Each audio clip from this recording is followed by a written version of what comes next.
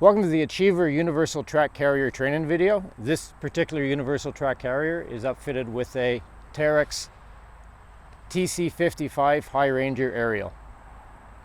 I usually like to start my walk around with the vehicle on the trailer. In consideration that most pieces of equipment live under trailers, we're going to start to walk around on the trailer.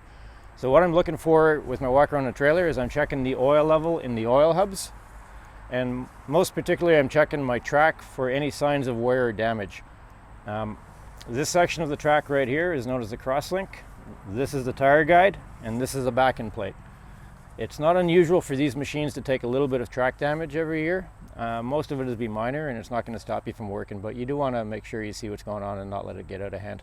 So you're going to inspect it, make sure that all the crosslinks are in place. None of them are loose on one side, none of the bolts are broken. Make sure that all the tire guides are intact. And one of the things you want to watch for in tire guides, this portion here, I'm going to call it the ear. This can get bent. If you pick up some type of rock or something on the trail, it might get in here and bend this tire guide. If it bends the ear out, don't worry about it, just keep on working. But if you ever see one that manages to get bent in, then you have a bit of an issue, because every time it goes around, it's going to start tearing up the road wheels, the idler, or the sprocket in the back. So if you ever see one that's been bent in, maybe just take a hammer to it, hit it with a hammer, and try to break the ear off entirely. These are hardened steel, so once they're bent, they're usually pretty easy to break off. Another thing you might see is backing plate missing. The bolts have been snapped off on one side, and the crosslink will be loose on one side. You probably won't even notice when it happens, but try to get on top of it when you get back to the bar and let the mechanics know, and they can deal with it. For the most part, these tracks are going to keep you going every day. They're not going to take damage, it's going to shut you down. So just keep an eye on it. Don't let it get out of hand.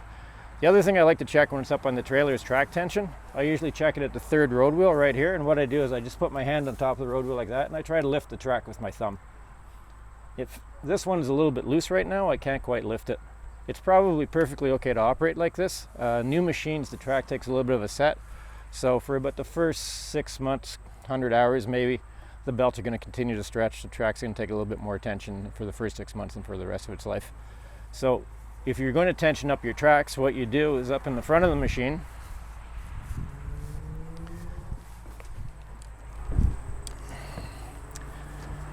right up here we have the track tension grease ports, one for the right hand track and one for the left hand track. You just hit it with a grease gun, pump it up a little bit, and you're good to go. But they're going to operate well over a wide variety of track tension. So I continue my walk around with the vehicle on the trailer. I would check my other side, my other track, the same as I just checked this side. So now what we're going to do is we're going to take it off the trailer and we're going to continue the walk around. Now that we have the vehicle off the trailer, I'm going to continue my walk around. Some of the things I'm going to check for: I'm going to make sure that my plow is in good condition, there's no damage to my cylinders, and my plow hasn't been bent. I'm going to continue to check my track on the opposite side. We'll make sure there's no loose objects on the deck. Everything's tightened down well. Ladders are intact, no loose objects on the deck. And my pintle hook is functioning properly.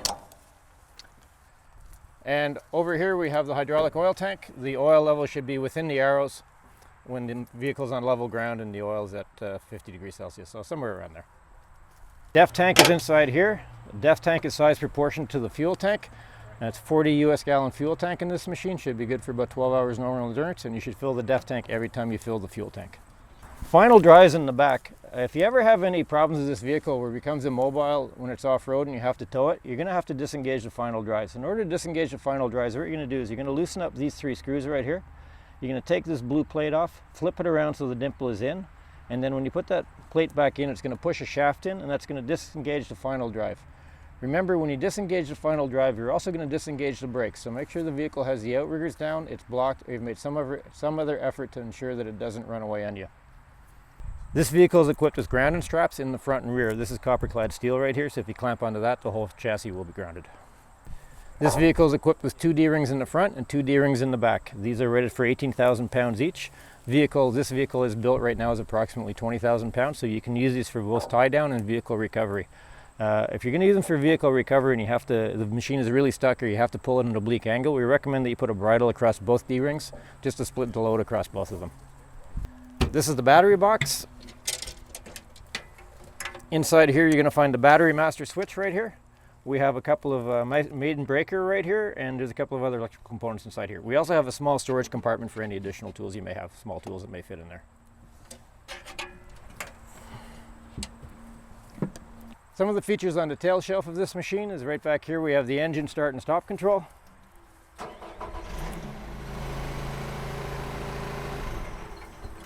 We have the rear light switch. You can use these as work lights. These are also the reverse lights on the machine. So whenever this machine is backing up, these lights come on.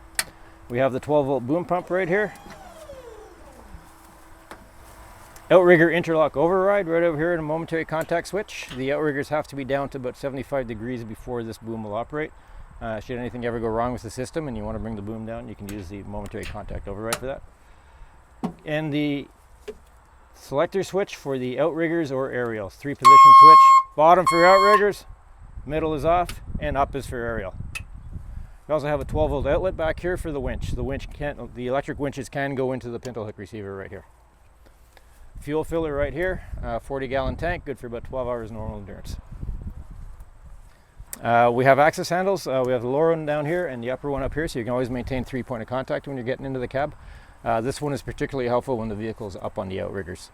Some of the other cab features right here, we have slope indicators, side by side and front and rear.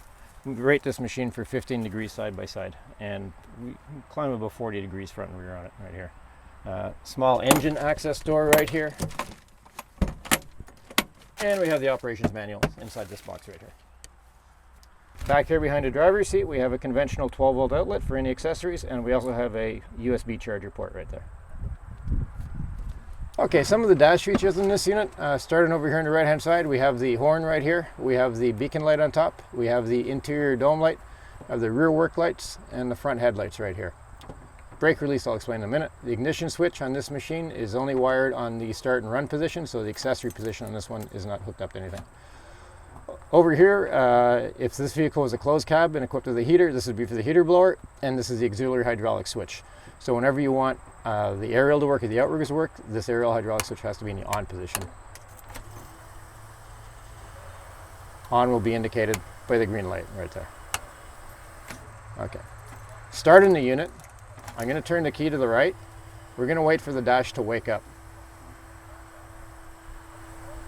Our logo is going to come on, and we can't start yet, but now that the gauges are on, we can start the engine.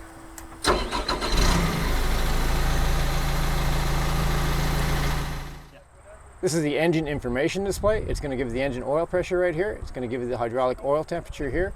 It's going to give you the tach is right here, giving you the engine RPM. It's going to give you the fuel level right here, and it's going to give you the engine coolant temperature right here. This red outline on the outside of the dash and the park and brake symbol means that the park and brake is on right now. I'm going to give you a little bit more detail on the park and brake in a moment. On the second screen, we're going to continue to have the hydraulic oil temperature. You're going to have the engine hours on this one. It's going to give you the DEF level, and it's going to give you the battery voltage. In the event that anything happens with the hand throttle over here and it doesn't respond properly, it's possible to override. I'm going to hold this for 3 seconds. And now I can increase the throttle here or decrease the throttle here. And I can cancel it right here when I no longer need it. And this would be the entrance port for the diagnostics. Okay, back to the home screen. I'm going to start the engine. Remember, as long as this red outline is here, the park and brake is on. In order to release the park and brake, I have to pull the silver knob and press the red button.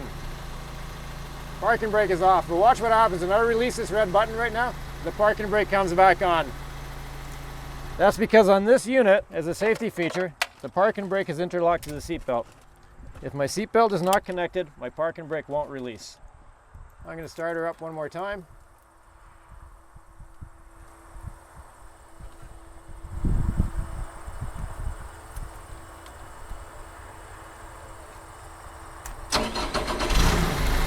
I'm going to pull the silver knob, I'm going to press the red button, my park and brake is off and it's staying off, so now I'm good to drive. Right here we have the steering joysticks, both forward for forward, both backwards for reverse, and we can steer by turning them in different directions. Okay, back to the dash and the park and brake. When I want to use the auxiliary hydraulics, I have to engage my parking brake, which I can do by either pushing in this silver knob, or if I just release my seatbelt, my parking brake's going to come on. Now that my parking brake is on, I can turn my auxiliary hydraulics on. So now my boom and outriggers will be working. If I turn my parking brake off, my auxiliary hydraulics kick out automatically. So whenever you're driving this machine, your auxiliary hydraulics are not engaged. Put my parking brake on by pushing in the silver knob.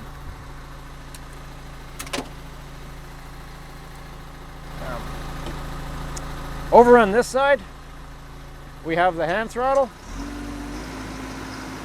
We also have the high speed, low speed selector switch right here. This is a 2-speed hydrostatic transmission. The speed can be changed while you're driving anytime. Typically for maneuvering, you're going to have it in low speed. It's going to steer a lot better. You're going to get 4 miles an hour out of it in low speed. When you go into high speed, it's really best for just straight line travel, and you're going to get about 8 miles an hour out of it in high speed. And you can change that anytime, stationary or moving. This switch over here is the plow control. This is just a fixed up and down plow.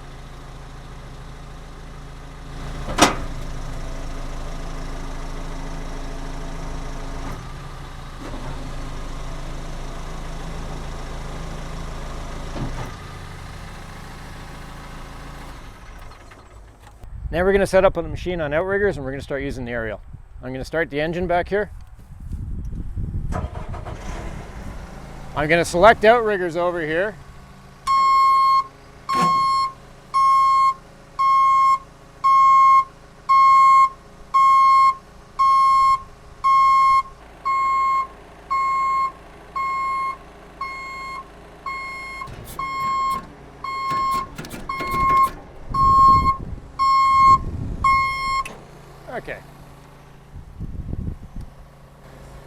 Okay, these outriggers have a pretty long reach on them. They'll jack the machine quite high up into the air as well. Best working position is just with some weight good weight on the outrigger feet. Depending on the terrain, softer terrain, you might want to put a little bit more weight on the outrigger feet. And try to keep one portion of the track on the ground at all times, okay? There's not a lot of suspension travel in these machines, so there's not a lot of overturning moment from the suspension. So just make sure you have good weight on the outriggers and you're good to go.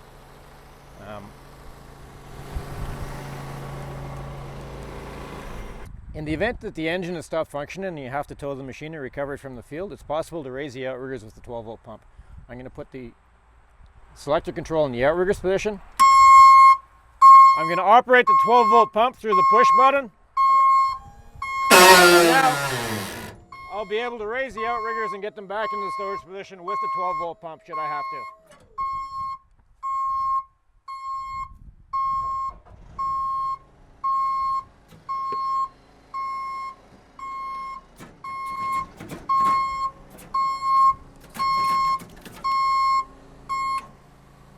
It's important to level up this machine within ±5 degrees. We have slope indicators on the rear of the tower and on both sides.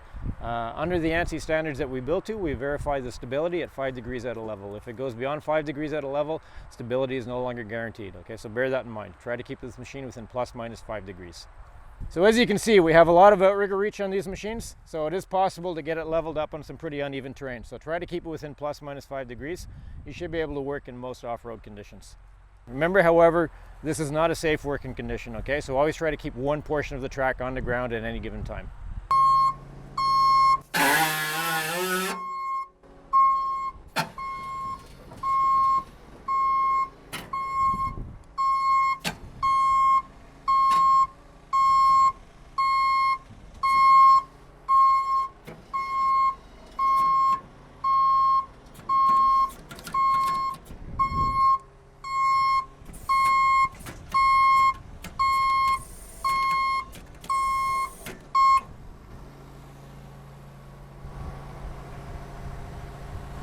So there we go, the machine is leveled up within ±5 degrees. There's good weight on the outriggers, and now we're ready to deploy the aerial. Okay, remember this machine is equipped with outrigger interlocks. There's a proximity switch right inside here. The outriggers have to be deployed to about 75 degrees on the lower leg in order for the proximity switches to trip, and in that case the boom will start functioning. If they're above that angle, if they haven't tripped the proximity switch, then the boom will not function at that point. Okay. Should there ever be a problem with the proximity switch system, we do have the override switch over here that will allow you to operate the boom while you're holding the switch. Okay, this is an off-road machine, and as such it's equipped with some pretty high lift outriggers. Right now I'm going to lift it up all the way.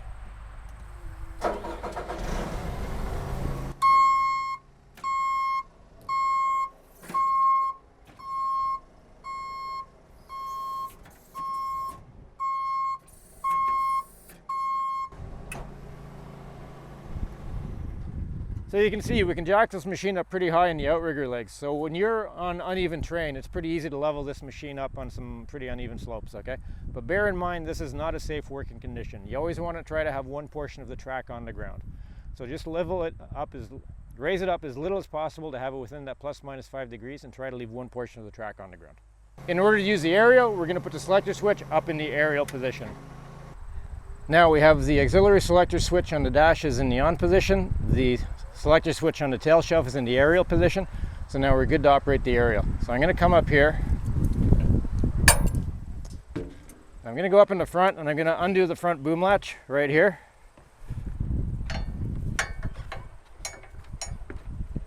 I'm just going to make sure that's off. And I'm going to undo the rear boom latch as well.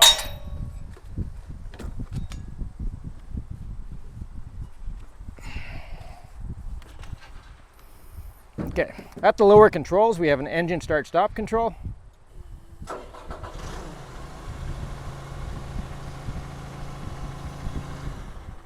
And we also have a maintain contact switch for the 12-volt pump right here.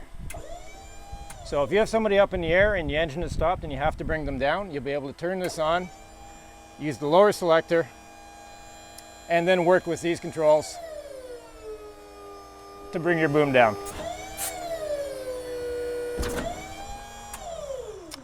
12-volt pumps are only good for about 3 minutes use under pressure. It's okay to idle them, they're not doing any work, but once you're pressurizing them, they're only good for about 3 minutes, okay? So after a few minutes of operation, turn it off and let it cool down. Otherwise, you might burn it out. It's somewhat similar to a starter motor back there. It's only good for so much use.